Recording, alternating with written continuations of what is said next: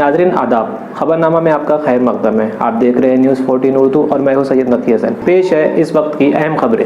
अगर वीडियो पसंद आई है तो वीडियो को लाइक और शेयर ज़रूर करें और चैनल को सब्सक्राइब करना ना भूलें। शुक्रिया। वज़ारत इत्तलात व नशरियात ने किया 22 यूट्यूब चैनल्स को ब्लॉक।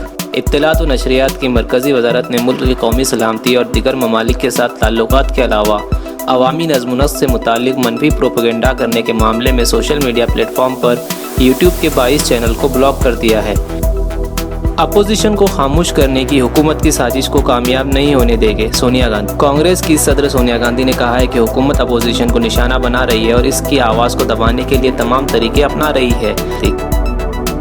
हज की तमाम तैयारियां मुकम्मल, मुख्तार अब्बास नकवी। हुकूमत ने मंगल को ऐवान बाला राज्यसभा में कहा कि इस साल हज की तमाम तैयारियां मुकम्मल कर ली गई। मुल्क मुखालिफ सरगर्मियों के इल्ज़ाम में इमाम समेत 3 नौजवान गिरफ्तार। त्रिपुरा के ज़िला सापा हिजाला की एक मकामी अदालत ने पीर के रोज़ एक उस्ताद और एक इमाम समेत 3 नौजवानों को मुल्क मुखालिफ सरगर्मियों के इल्ज़ाम में 3 दिन की अदालती हिरासत में भेज दिया। जानवरों को ज़िबा करने से पहले लाजमी तौर पर बेहोश करे कर्नाटक सरकार। पुतिन पर जंगी जराइम के इल्ज़ाम में मुकदमा चलाया जाए, बाइडन।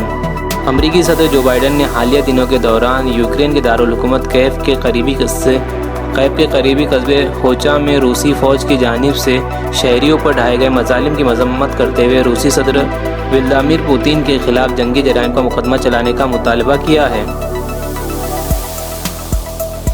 हौसियों के हमले से बचने के लिए अमेरिका ने सऊदी अरब और यूएई को दिफाई सामान मुहैया कराए। श्रीलंका में माशी बहरान के खिलाफ एहतजाज, फेसबुक, ट्विटर और व्हाट्सएप ब्लॉक।